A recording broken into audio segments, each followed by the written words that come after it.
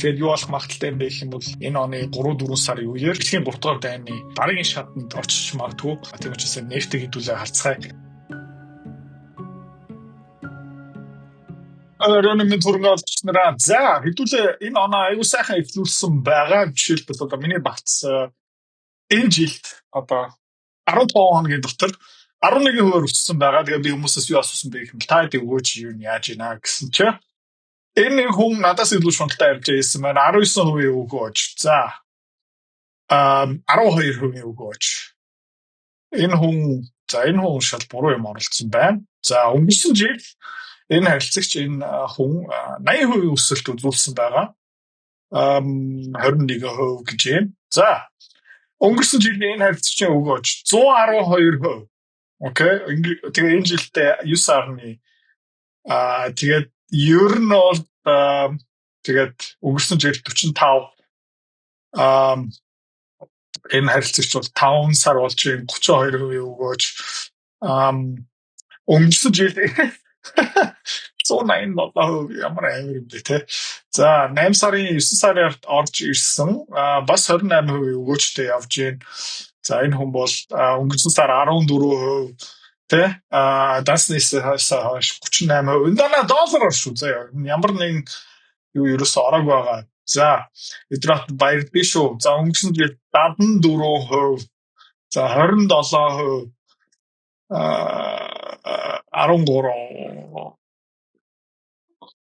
14%. Он гарснаас хойш 23%. Юу вэ? За тэгээд ер нь бол та харж байгаа юм бол тэгээ энэ хүмүүсийн бодит өгөөч энэ дээр ямар нэгэн за зөвхөн өмөөч хэлэх юм надад байхгүй. Хуцааны арилжаа хөрөнгө олт тий мөнгөөр мөнгө олох амар сонирхолтой байгаа ч тий. Гэхдээ амар хэцүү хэвч хүмүүс нь ерөөсөж чаддгүй. Ягаад чаддгүй юм бэ гэх юм бол ментор багш байхгүй. Community байхгүй. Одоо сайн сонсоорой. Би school community нээсэн. Тэн дээр юу зааж байгаа юм бэ гэх юм бол энэ толгоонд байгаа хөрөнгө олтын бүх чадвараар чамтай хуваалцаж байгаа. Тэрнээс гадна би ямар хувьцаа хизээ ямар ханшаар хэдэн хуваар авж байгаа юм бэ тэн дээр ил тавигдсан байгаа. Чи нөгөө дүр аж бол. За. Манай community-д нэгдсэн хүмүүс одоо 1 сарын байдлаар доллараар тийм ойролцоо 50-60% өгөөж аль хэдийн авцсан байгаа. За, чи миний энэ чадварыг сурмаар байгаа юм бол энэ видеоны эцэст тийм манаар автна чам дэлгэн мэдээлэл өгнө. Тэгээд school community дотор уулзъя. За, зах зээлийн апдейт руу орцгоё. QQQ та харж байгаа юм бол тийм Nasdaq маань ер нь бол өмнөх шигээ апдейт дотор хэвээр явж байгаа. Ер нь бол жоохон имзэг яваад байна тийм ингээд ер нь бол шинэ хай ерөөсөө хийж чадахгүй байгаа. Dow Jones хараад үзэх юм бол ер нь хамаагүй өвчтэй явж байгаа таад харж байгаа юм бол эдний resistance байсан энэ дээгүүр ингээд цохоо гараад чадсан. S&P 500 бас дөнгөж саяхан 6984 хүрсэн. Өчигдөр жоохон үнэлттэй байсан, жоохон oversold. Гэхдээ зах зээлийн тренд өсөлттэй хэвээрээ байгаа. Бидний багцыг томоохон хэмжээгээр нөлөөлж байгаа. Хөрөнгө олт юу юм бэ гэх юм бол 4619 Садатай. Тэгээд энэ дээр би бас таадад үзүүлсэн Fibonacci ерөнхийдөө хэдүүлээ та хүртэл хүлээж байгаа юм бэ гэх юм бол эхний level юу юм бэ гэх юм бол нэгдүгээр нь 4680-ыг давах хэрэгтэй. Тэрний дараа 4795. Тэгээд 4900. 4900 өгөхөд ирэхээр хэдүүлээ агрессив ашиг аав. Тэгээд хэдүүлээ юу хийсэн бэ гэх юм бол алтлуу шууд хөрөнгө олт хийсэн. Хоёр дахин хөшүүрхтэй UGL дотор манай багцын баг хамгийн том позиц байгаа. Тэгээд хэдүүлээ ганаас хөрөнгө олт хийгээд ирсэн бэ гэх юм бол 53-аас энэ алтны айлчаа хийсэн. Тэгээд одоогийн байдлаараа 20% өсөлттэй ер нь бол нэлээд их жин эзэлж байгаа. Өчигдөр хэдүүлээ юу хийсэн бэ гэх юм бол мөнгөн дээр тодорхой хэмжээний нэлээд томоохон ашиг авсан. Мөнгөний позиц нэлээд ихээр зарсан. Гэхдээ ингээд хараад үзэх юм бол мөнгө хаа хүртэл явах потенциалтай юм бэ гэх юм бол тэгтээ заавалчгүй ингээд ерөөсөө явах хэрэггүй. Явах ёсгүй. Тэ өмнө лоо гараад үзэх юм бол энэ $97 хүртэл явах боломж байна. Тэгээ хэдүүлээ ингээ хараад үзсэн бэ конвертив Fibonacci full extension нэг гэх юм бол 104 гэж юм. Жон шултаа үзэх юм бол нэг 107 гэхдээ улам ерөөхдөө улам хүртэлтэй явж байгаа. Улам олон хүн ишээ шуурж орж байгаа. Тийм учраас би бас нэг өмнө ярьж ирсэн та харж байгаа бол энэ өсөлт маш удаан $28-аас $38 хүртэл явахын тулд та харж байгаа бол 4 сараас 8 сар хугацаа шаардлагатай байсан. Дараагийн өсөлт та харж байгаа бол энэ 36-аас 54 хүртэл өссөн. Энэ бол 8 сараас 10 сарын хооронд явсан. Дараагийн томоохон өсөлт та харж байгаа юм бол 10 сарын сүүлээс 12 сарын сүүлд хүртэл 12 сарын 30 хүртэл явсан. Тэгээд юу болж байна гэх юм бол хүмүүс илүү их шуурж орж иж байгаа. Тэгээд улам богино хугацаанд улам хүчтэй ингээд дэш явж байгаа гэхдээ тэгээд энэ ер нь бол логикийн бүтгэл юу юм бэ гэх юм бол нэг хэдхэн хоногийн дотор нэг маш томоохон юм candle the миний таамаг юу юм бэ гэх юм бол 100 хэд хэлт гараа явчаад тэгээд ерөөхдөө нэлээд хүчтэй collapse гараад ирнэ. За тэгээд нэг өдрийн дотор ер нь бол өмнөх нэг 7 хоног 2-7 хоногийн хугацаа шаардлагатай байсан тийм өсөлт гараад ирэх бол хэдүүлээ юу юм бэ гэх юм бол нэг жижигхэн хөр авч нуталж байгаа. Okay. Short naked short ерөөхдөө хийхгүй хэдүүлээ юу юм бэ гэх юм бол зүгээр put option гэж байна. Яг гэх юм бол амархан correction ирж магадгүй тэндээсээ хэдүүлээ бас ашиг аав. Тэгээд өмнө бас ярьжсэн мөнгөний ханш түрүүлээд эцсийн одоо пуужн явна. Тэрний дараа алт та харж байгаа бол алт хамаагүй даруухан хамаагүй томоотой ингээ явж байгаа алтны ингээд бүр супер параболик явдаг цаг үе нь одоо арай биш байгаа. Тэгээд мөнгө ингээд дишэ пуужснийхаа дараа ер нь бол энэ оны цагаан сарын үеэр ч юм уу хэзээ нэгэн цагт тэгэл энэ алт маань ер нь бол 4900 5000 хэд хүртэл ингээ явчаад хамгийн эцэг пуужн хийгээд тэгээд бас яах юм бэ гэх юм бол бас дахиад хөр опшн худалдаж авах. За тэгэл мөнгөнөөс хүртэл нэг юм ярьсан байхгүй хэдүүлэн юм мөнгөтэй холбоотой позиц ерөөхдөө нэлээд багассан байгаа. Брексит хараад үзэх юм бол ерөөхдөө саяхан нөгөө геополитик Иран, Венесуэлагаас болоод ерөөхдөө жоохон өсөө явсан. Өчигдөр жоохон жижигхэн мини паник болсон тий QQQ технологийн хувьцаан дээр. Тэгээ одоо буцаагаад ингээ буураа явж байгаа. Тэгээд зах зээл ерөөхдөө харьцангуй 50 байгаад байна. Гэхдээ миний хүлээлт юу юм бэ гэх юм бол одоо дахиад нэг юм уу 2 удаа нэг жижигхэн all time high хийгээд тэгээд ерөөхдөө нэг correction ирэх магадлал бол өндөр. Яг гэх юм бол өмнө алт мөнгө ингэж өсөж байхдаа юу болсон бэ гэх юм бол хөрөнгөний зах зээлийн араас эсвэл энэ алт мөнгө пуужндаж байх үедээ юу болсон бэ гэх юм бол хөрөнгөний зах зээл ерөнхийдөө унаад ирсэн. Тэгээд жижигхэн уналт бол биш. Тэр 2007-8 оны уналт бол айгу хувц уналт байсан. Тиймэрхүү юм ирж магадгүй. Тийм учраас хэдүүлээ алт мөнгөний позициудаа хаагаад тэр үеж нэг юм бол жоохон зис тэгээ удахгүй манд үцээр нэгт орж магадгүй гэхдээ ер нь бол энэ S&P 500 QQQ дотор байгаа хувьцаануудаас хэдүүлээ удахгүй жоохон холбоо. За Oscar Health тэгээд энэ хөрөнгөний зах зээл унаад гэх юм бол хэдүүлээ яах юм бэ гэх юм бол Oscar Health-ийн хувь жоохон багасгана. Гэхдээ энэ бол манай урт хугацааны хөрөнгө олтын нэгэн тэмж бас энийг нэг сүртэй олдолтохгүй.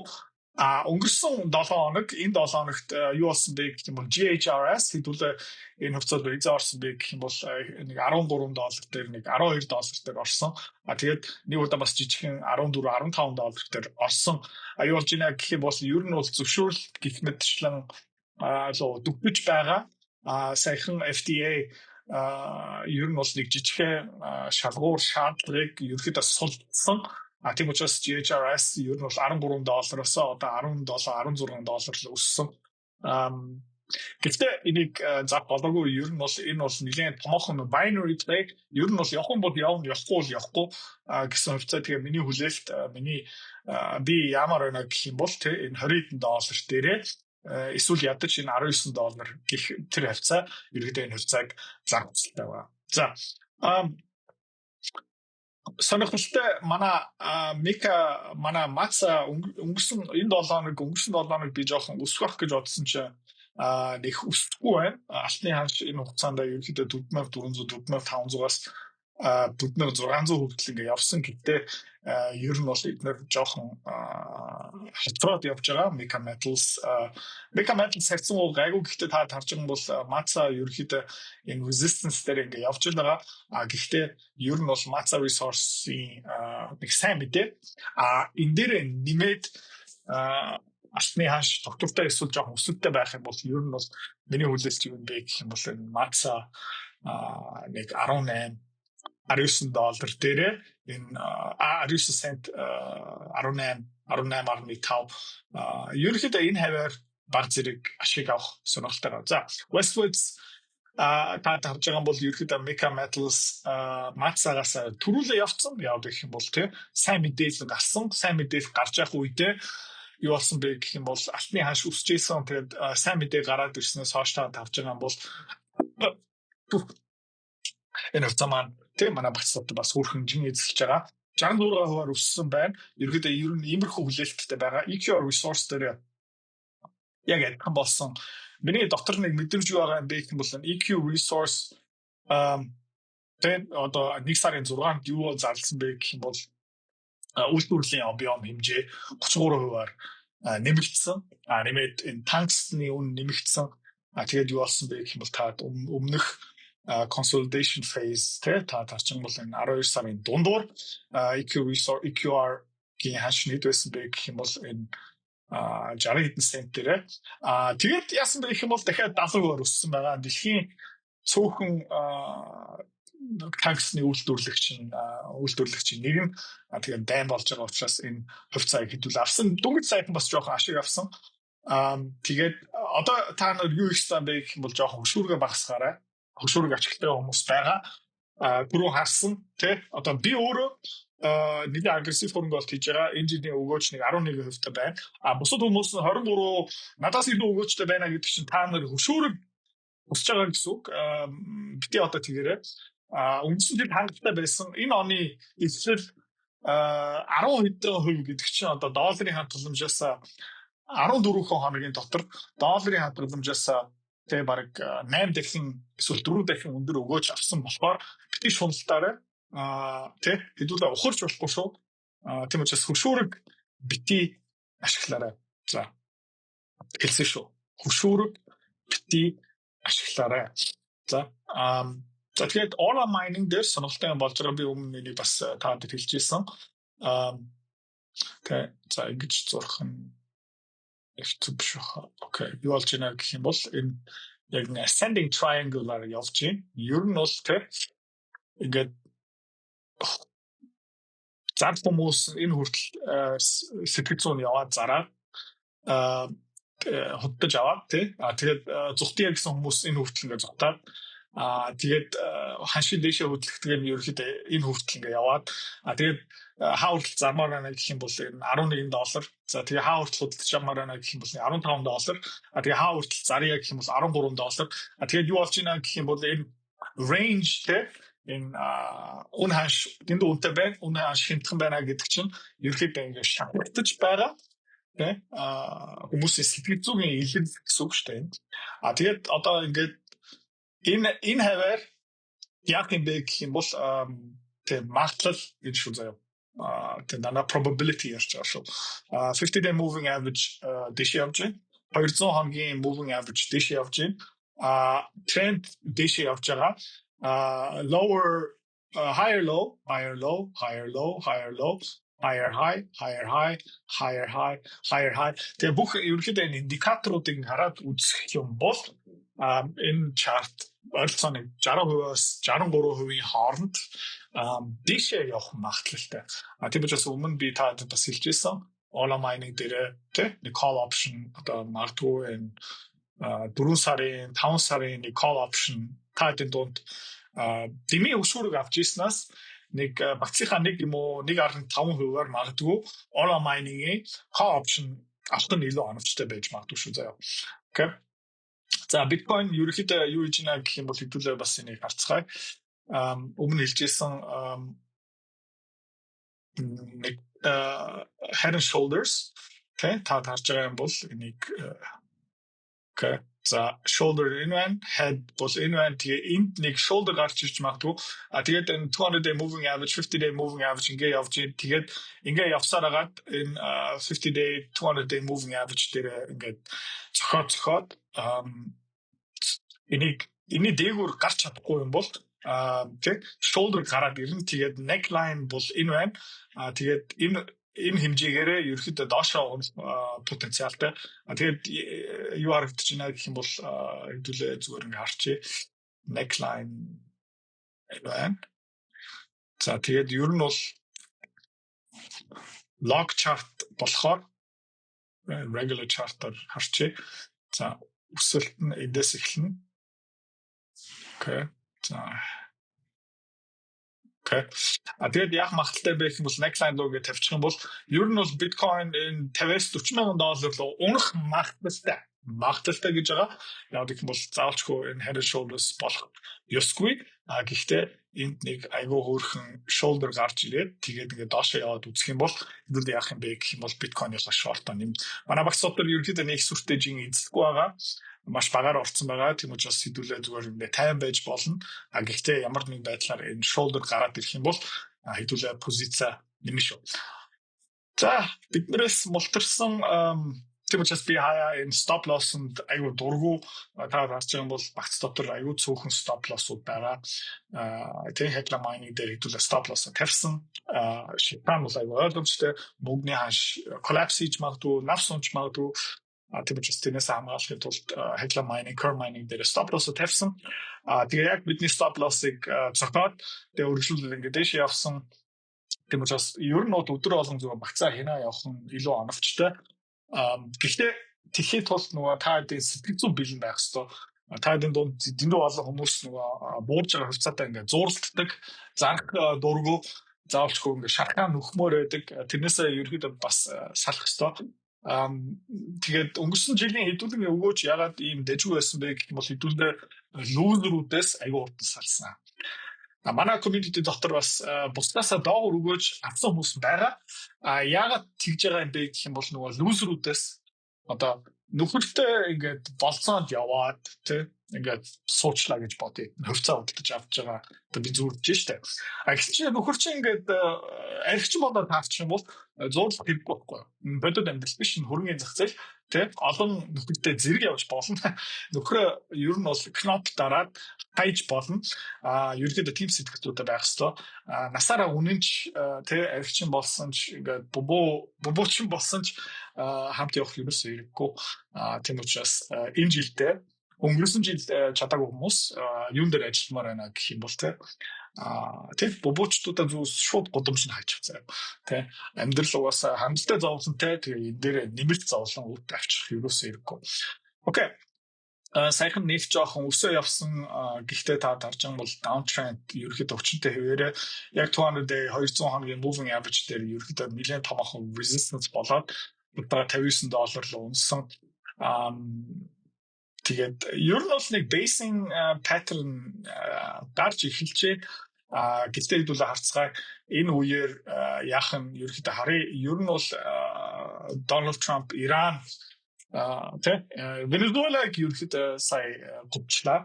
Тэгээ удахгүй Иран ер нь бол нэлээд том хэрүүлэн ялсан болсон. Тэгээд Европчууд угаасаа Оросуудтай заавалчгүй дайн хиймээр байна гэх мэтчлэн. Тэгээд юу болох магадaltaй юм бэ гэх юм бол энэ оны 3-4 сарын үеэр бэлгийн 3 дугаар дайны дараагийн шатанд очиж магадгүй. Тийм учраас нефтийг хэдүүлээ харцгаая. Тийм учраас бас алтмалт гэх мэт шиг өсөд байгаа. Тэгээд энэ долларыг хараад үзэх юм бол ерөөхдөө 200 day moving average-ийн дээгүүр гараад чадсан. Ерөөхдөө энэ дээгүүр close хийсэн. Одоо 50 day moving average байгаа. Тэгээд юу аргач ийна гэх юм бол нэг basing pattern байна. Тэгээд ер нь бол энэ доллар ерөөхдөө чангарахаар харагдаж байгаа. За сайхан багц дотор нэмсэн хувьцаа Micron. Яг SK Hynix аваагүй юм бэ гэх юм бол Micron ер нь бол LL-наас ялхаж байгаа. Нэгдүгээр HBM high bandwidth memory маш хурдтай тэр нөгөө Nvidia-гийн Blackwell, Vera Rubin гэх мэт тийм дотор ер нь бол хамгийн хурдтай RAM Micron үйлдвэрлэдэг юм бол үйлдвэрлэдэг. Гэхдээ Micron бас DDR5 RAM үйлдвэрлэдэг. Тэгээд энэ хэмжээ ухаан дээр энэ жилдээ бас томоохон өөрчлөлт гарч ирэх байх. Удахгүй бас нөгөө DeepSeek-ийн модель нь гарч ирнэ. Тэр бас нэлээд том хөрсгөл болох магадлал бол байгаа. Тэгээд аль юу ч болсон тэгэхэд илүү их RAM хэрэгтэй байгаа, илүү их memory хэрэгтэй байгаа. SK Hynix бол тэр HBM memory-гаас нэлээд хожиж байгаа. Гэхдээ Micron юунаас хожиж байгаа юм бэ гэвэл тэр HBM memory-гаас хожиж байгаа. Тэгээ бас DDR5 тэгээ бас DDR4 RAM-наас хожиж байгаа учраас ер нь бол Micron-ы хувьцаа авсан. Тэгээд Vera Rubin одоо үйлдвэрлэл эхэлсэн. Яг нь нэг жоохон харин shoulder шиг юм харагдаж байгаа. Энийг хэдүүлээ харах ёстой. Гэхдээ заавчгүй энийг дагуу ерөөсөө явах хэрэггүй. За тэгээд Nvidia дээр сонирхолтой юм бэ гэх юм бол хятадын компаниуд Tencent, Alibaba, ByteDance, Meituan, DeepSeek гэх мэтчлэн юу захиалах магадaltaй юм бэ гэх юм бол нэг 50-аас 70 тэрбум долларын сүлбүртнээс илүү Nvidia-гийн H200 чипийг захиалах магадaltaй. Дарж байгаа бол энэ Nvidia-гийн өнгөрсөн одоо 25 оны 3 дугаар удирдлагын борлуулалт 54 тэрбум доллар байсан. Тэрнээс ашиг бол 31 тэрбум. Тэ 55% цэвэр ашигын маржтай компани. Тэгээд энэ хятадын компани захиалга зөвшөөрөгдчих юм бол юу болох юм бэ гэх юм бол тэ Nvidia-гийн дансан дотор ер нь бол мөнгөн бороо болон тийм учраас энэ компани хувьцааг авсан байгаа. Тэгээд Alibaba-г ер нь багцлаа яагаад нэмсэн бэ гэх юм бол хятадын зах зээл ерөөхдөө одоо буцаага жоохон сэрч эхэлж байгаа. Таад ингээд зах зээлийн үнэгээ харж байгаа бол 413 тэрбум доллар гэж байгаа. Гэхдээ ер нь бол хятадын Amazon гэсэн үг. Тэгээд бас Alipay зах зээлийн тэргүүлэгч нэмээд одоо тэр химэл ухаан дээр Alibaba-гийн Qwen модель ерөөхдөө аюул дэжгүй. Тэгээд бүх бизнесүүдийг ингээд нэгдээд харчих юм бол химэл ухаан байна. Тэ data center байна, cloud services байна, онлайн худалдаа байна, төлбөрийн систем байна. Гэх мэт шиг ингээд бүгдийг нэмчих юм бол Alibaba илүү хэмтэн байгаа. Тэгээд удахгүй хэдүүлээ бас яах магадaltaй юм бэ гэх юм бол JD руу орох магадaltaй. Тэгээд JD-гийн компани чарт ингээ хараад үзэх юм бол нэг сонирхолтой юм юу юм бэ гэх юм бол 2014 онд JD-гийн хувьцаа 30 доллартай байсан. Одоо 29 доллар дээр явж байгаа. Тэгээд энэ ингээ бүр ингээ цаг хугацаагаар ингээ ухраад үзэх юм бол заяа statements байна. Annual statement-ууд нь харчээ. За түрүү хэлжсэн 2014 оны 2015 он авчээ. 2015 оны орлого бол 28 тэрбум доллар байсан. За тэгээд тухайн үед энэ компани хувьцааны ханшны 20-30 долларын хувьцаа явсан. За тэгээд тэрнээс хойш яасан бэ гэх юм бол тэр 20 тэрбум долларын орлоготой компани 161 тэрбум долларын орлоготой болсон. Гэхдээ хувьцааны ханш нь хэвээрээ. Окей. Тэгээд энэ компани өнгөрсөн 24 оны цэвэр ашиг ойролцоог 5.1 тэрбум доллар байсан. Гэхдээ та нар харж байгаа бол энэ зах зээлийн үнэлгээ ер нь нэлээд доогуур тий. Тэгээд 25 оны орлого энэс давцсан байх нь ойлгомжтой. Тэгээд та харж байгаа бол энэ компани JD гэдэг компани үнэлгээ дэндүү хямдхан. Alibaba гэдэг компани үнэлгээ дэндүү хямдхан. Тийм учраас ер нь бол энэ компаниуд дээр ашиг өгөөчийн харьцаа үнэлгээний ер нь бол mismatch ер нь бол зах зээл энэ компаниг ер нь буруу үнэлж байгаа. Тэр бүгдээр ингээд засагч юм бол бас энэ жилдээ хэдүүлээ дараагийн өсөлттэй хувьцаануудын нэг нь юу ах магадaltaй юм бэ гэх юм бол энэ хятадын компаниуд байх магадлал бол бүрэн байгаа. Тийм учраас ерөнхийдөө эднийг багцлууга нэмж байгаа шүү. Окей. За тэгээд багц дотор нэг хэд өөрчлөлт гараад ирсэн портфолио апдейтууд хараарай. Ер нь хэдүүлээ боломжтой хэвээрээ байх ёстой. Хамгийн гол нь энэ AGQ дээр байгаа сүүлийн позиц. Бусдаараа ерөөхдөө бол гайгүй. Тэгээд портфолио апдейтууд баян хинаа явж байгаарай. Тэгээд хамт хөрнөлт хийж байгаа баяртай байна. Тэгээд 26 оноо гэсэн амжилттай портфолио. Хэрвээ та манай эдгээр цэцэрлэгт хоёрын Earn Invest Be Free School Community-д нэгтгэхийг хүсвэл яг одоо үзэж байгаа бичлэгийнхаа хамгийн ихний линк дээр дараарай. Линк дээр дарснаар манай School Community-гийн ерөнхий мэдээлэл гарч ирэх ба хамгийн түрүүнд та School дээр өөрийнхөө профайлыг үүсгэх юм. Профайлаа үүсгэхийн тулд та заавал нэг зураг, өөрийн овог, нэр болон мэйл хаягаа оруулах шаардлагатай. Профайлаа үүсгэсний дараа та join гэж дараад Visa карта холбоно. Visa карта холбосноор сарын $29 төлбөр нь шууд татагдаад та манай community-д нэвтрэх эрхтэй болно. Манай community-д орж ирснээр юу байгаа юм бэ гэвэл одоо аль хэдийн 10 компанийн үнэлгээ, түүний Excel файл, давтамжтай ордог зах зээлийн шинжилгээ, судалгаа болон анхан шатны бүх суурь мэдээллүүд орсон байгаа. Мөн та надтай холбогдоод бүх зүйлээ асуух боломжтой. Хэрвээ танд сонирхолтой санагдчих байвал манай community-д нэгдээрэй.